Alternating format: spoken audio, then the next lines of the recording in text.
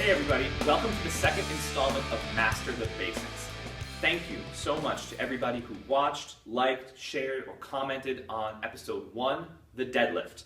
It's funny, one of the very first comments on that installment was, hey man, what about squats? Squats are the best, and I totally agree. So episode 2, we're talking about squats. One of the absolute most fundamental human movements and one of the most important strength exercises that anybody can do, from someone who's totally inexperienced all the way up to a seasoned athlete.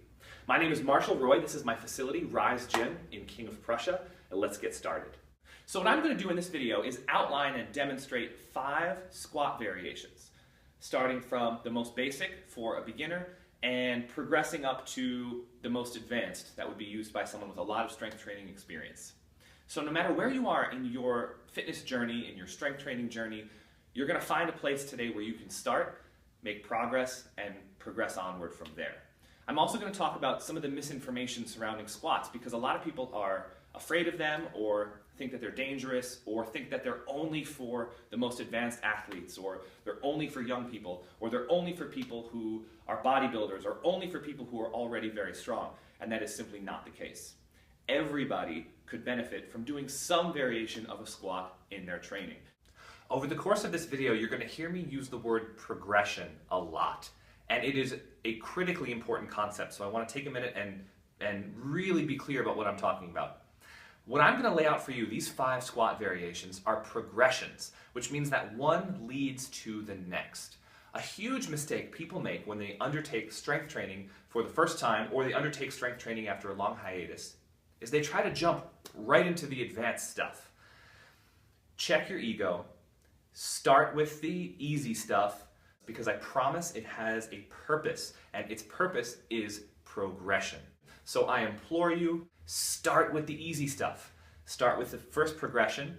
When you master that, which may take one workout or it may take several weeks, but once you master it, go to the next progression and the next, and I promise that will yield you better results than if you just try to jump to the front of the line. Now, before I start teaching you these squat variations, let me just take a quick second and address some of the misinformation that you may have heard about squats. I heard squats are bad for your knees. I heard squats are bad for your back. None of that is true. Here's what's true. Any exercise, whether it's on a machine or with free weights or it's out in the world like running, any exercise can hurt you if you use bad judgment. So I'm really excited that you're watching this video because I'm going to show you how to do things correctly, which is going to minimize your risk of injury. All right, the first and most basic squat variation I'm going to show you today is called the rail squat. So we're not using any external load whatsoever, but we're actually going to use a little bit of external stability. You're going to stand next to a rail, or I've actually even seen this done where you hold onto a doorknob. So you're going to take a stance that is approximately shoulder width, or maybe just a little bit wider. Many people will initially set up like really narrow, and I really want your heels directly under your shoulders. So your toes will be a little bit outside shoulder width, actually. Your heels are what need to be shoulder width. And you're going to stand right up against the rail, almost nose touching. Make sure that your weight is on your heels, and you're going to just gently hold onto the rail as you shift your body weight down and stick your butt out a little bit. We don't want you to just throw your knees forward. Stick your butt out and slowly walk your hands down the rail and go as deep as is comfortable. And a really nice visual cue for this is try to sit on your own heels.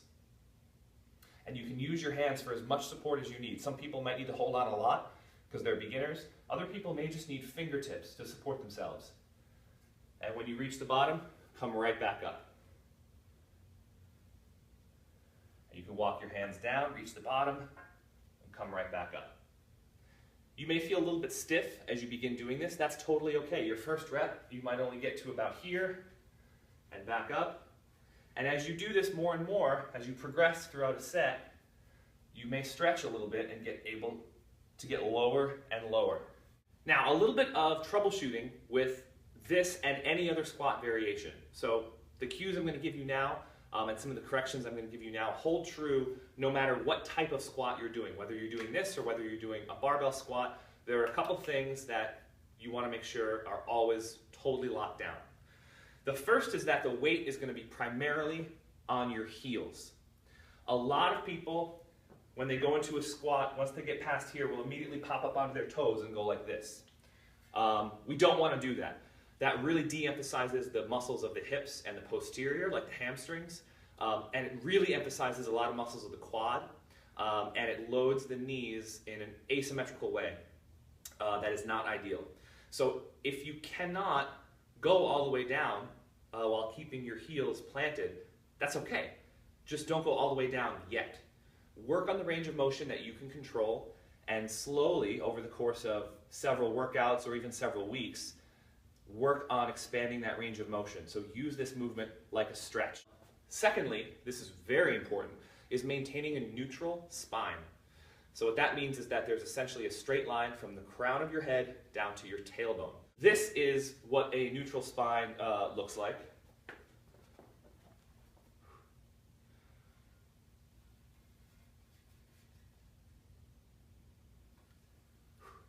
And this is what it looks like when you lose that neutral spine. This is sometimes also called tucking under, or sometimes it's even called butt wink, because your butt kind of winks at the bottom or drops at the bottom.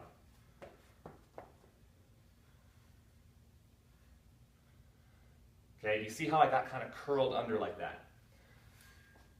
When you are completely unloaded, when there's no external load on your body, tucking under at the bottom of a squat is simply a bad habit.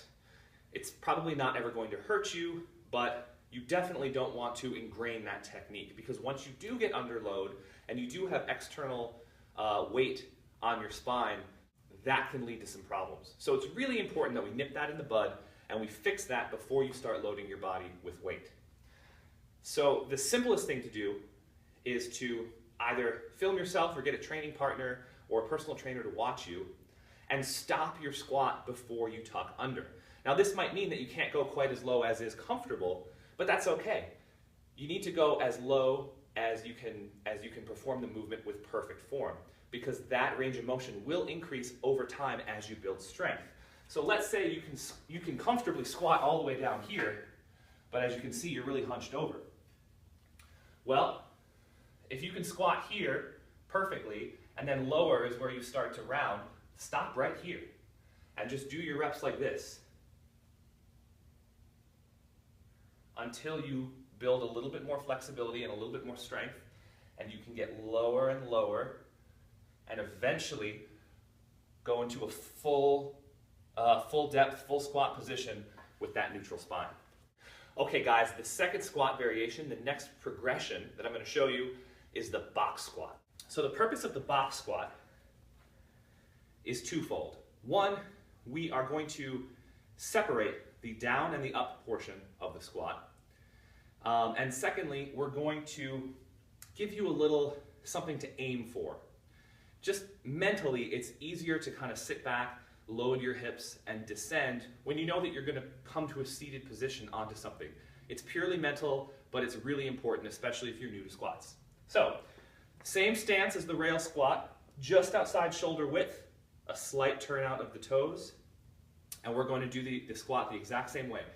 We're going to stick the butt out and lower ourselves down under control, weight on the heels, neutral spine, until we come to a sitting position. When you pause in between the descent and the ascent, it's a great time to make sure you're in a good position.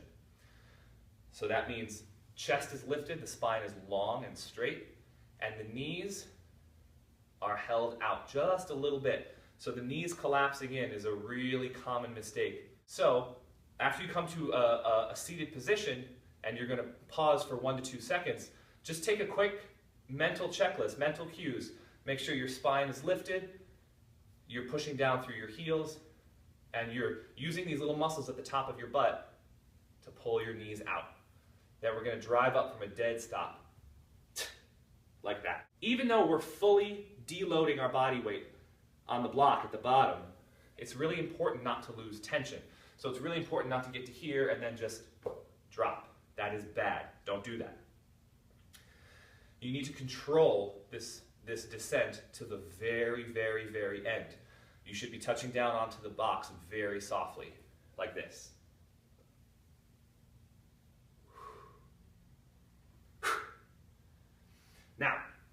You may have to experiment with the height of the box. The aerobic steps are perfect because you can insert risers and increase or decrease the height as needed. Now is a good time for us to talk about depth. What constitutes a deep squat or squat that is deep enough? It's very important once you develop the strength and once you develop the flexibility that you always squat to what we call full depth. So what that means is that the top of your hip is lower than the top of your knee. So something like this would be a little too high. Something like this is just about perfect. And if you have the strength and the flexibility, if you go even lower, that's great too. It's really important that we get the hips lower than the knees because that means that the hips, which is the biggest and strongest joint in your body, is bearing the brunt of the load. If you squat high, and ironically, many people's rationale for squatting high is they think it's easier on the knees. If you squat high, all of the force is going down into the knee joint, as opposed to when you drop below the knee joint and the force is then carried by the hips, which is, again, your biggest and most powerful joint in your body. Another great thing about the box squat is it's the perfect entry point into weighted squats. It's the perfect time to start adding extra weight, and it also makes it the perfect segue to our third squat variation, the goblet squat. The goblet squat is performed when you hold a weight, either a dumbbell or a kettlebell, right in front of your chest like this. It's great because it's easy to get into position, and believe it or not, a little bit of weight in front of your body actually helps your balance as you load your hips. It actually makes it easier for you to use the muscles of your hips and sit back into your squat a little bit. So here's how it's done. So you can hold your weight right here in front of your chest, right under your chin, elbows squeezed in tight.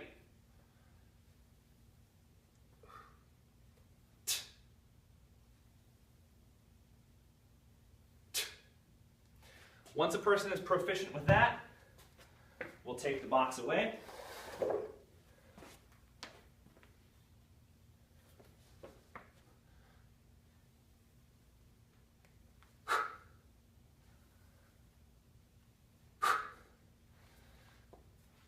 And perform the squat that way. Now, let me let you in on a little secret.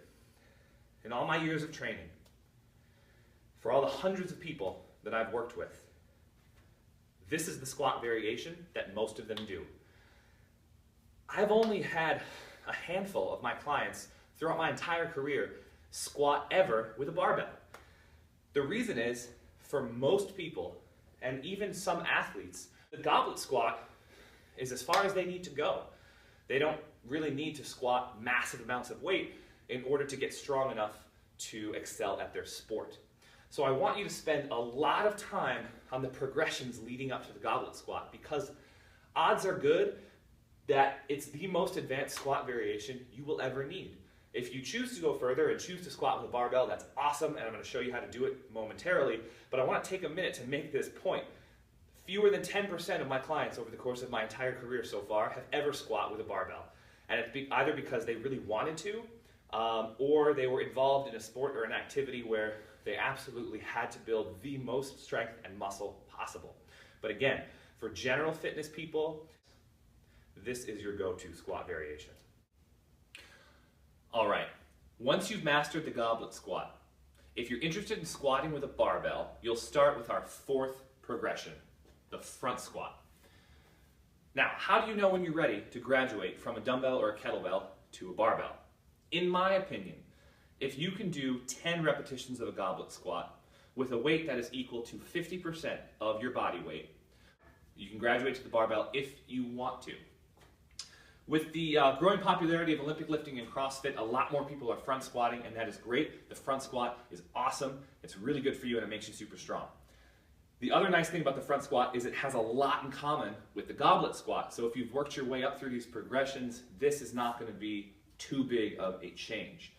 The main difference and the main reason why this is more difficult, aside from the fact obviously that you can load it heavier than a goblet squat, is that it's more challenging to hold the weight.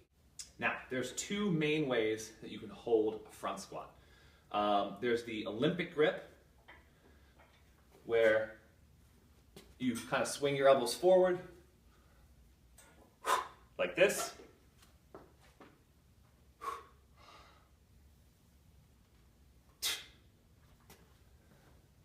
And then there's the crossover grip. It's sometimes also called a bodybuilding grip, where you will situate the bar in the same spot, but instead of racking it like an Olympic lifter, you simply cross over like this.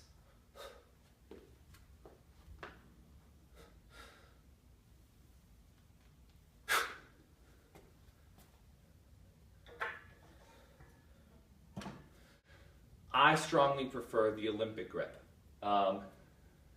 The crossover grip doesn't allow you to create as much tension in your upper body, I feel, which is important for supporting heavier squats. And moreover, just by its very nature, with one arm over top the other one, your shoulders are not going to be quite as level.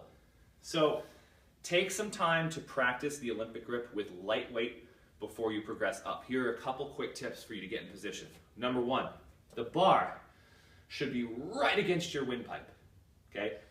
A properly racked Olympic front squat is not terribly comfortable. So if you kind of feel along your neck, you feel kind of this little divot, this little groove, and if you kind of push in against that a little bit, you'll sort of feel it right against your windpipe. So you want that bar to be right there. Obviously not to the point where it's choking you, but farther than is comfortable. Secondly, you don't need to grab the bar with your whole hand. I just have 2 or 3 fingers on the bar, and that's perfectly fine. Some people have the flexibility to get all their fingers under the bar. That's great, but it's not necessary. So set your hands symmetrically. So I like to use right where the knurl starts, right where the rough part starts. I'll put my index finger right there, and my middle finger, and all the other ones I'll just leave alone. Kind of pull the bar right against my throat, swing my elbows under, get wedged under the bar, stand up, walk out,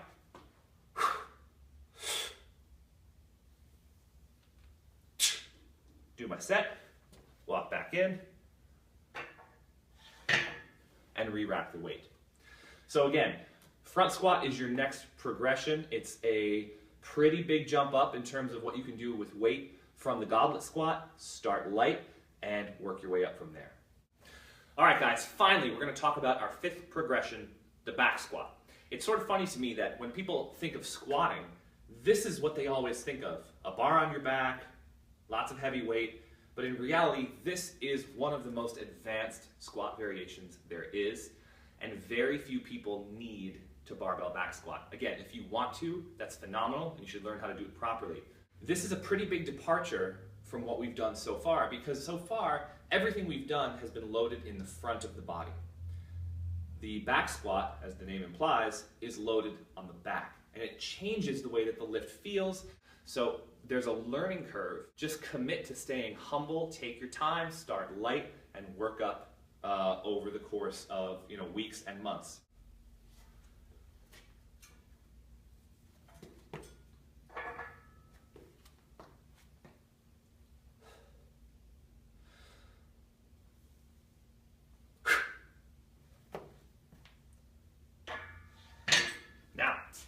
Hopefully you remember from the deadlift video the level of emphasis I put on the setup. The back squat is the same way. The setup is critically important. For the deadlift, the setup has to do with setting your feet, setting your grip, setting your body position. All of that is true with the squat, with the added challenge that once you have set that all up, you have to actually take a step back with the weight, reset your stance, do your rep, and then put the weight back when you're done. So it's a little bit more challenging than the deadlift in that respect. A lot of squatting proficiency is just built through experience and practice. So I'm going to give you some of the most high-level tips, some of the most important stuff, but ultimately, practice makes perfect when it comes to the squat. So, number 1, make sure you set your grip symmetrically, same as the deadlift. So, again, use the markings on the bar to your advantage. For me, I like to line up my index or my middle finger, depending on how flexible I am on any given day, with the line on the bar, like this. If your hands are symmetrical, you've done 90% of the work of getting the bar symmetrical on your back. Where you place the bar on your back is going to change the mechanics of the lift, but it's not something that you need to worry about too much if you're a beginner back squatter. Some people will place the bar higher up on their traps, other people will place it a little bit lower on their shoulders. Experiment and just go with what feels the most comfortable and the most natural for you.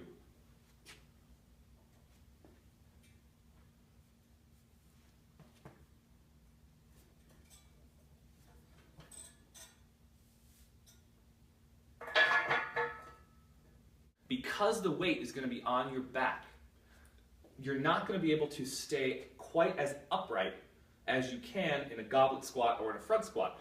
There's going to be a little bit of forward torso lean, but it's very important that it's only a little bit. A lot of people, when they have a bar on their back, will go down like this and then come up like this. Okay? So they'll hit the bottom and then their butt will shoot up in the air and then their back will finish the lift. That's not good. Again, at best, it's a terrible habit and it's inefficient, and at worst, you will hurt something. So that's why I emphasize when you make the transition to the back squat, start light, progress up, because you're going to need to navigate some of the changes in the technique that are necessitated by having a bar on the opposite side of your body. The barbell back squat is the granddaddy of squat variations. It allows you to use the most weight, which in turn will allow you to build the most strength and the most muscle. By that same token, unless you need to build the most strength and the most muscle possible, this is a completely optional lift. Guys, thank you so much for checking out episode 2 of Master the Basics. I'm in love with squats. They are so fantastically productive and awesome, but they're complicated. There's more to them than can be covered entirely in a short video. So if there are any loose ends or you have any follow-up questions, please leave me a comment and I will absolutely help you out. Also, if you dig this style of training, make sure you go to kbformula.com because I have put together some of my very innovative kettlebell workouts. They're 100% free at kbformula.com. Thanks again for watching, and I'll see you next time.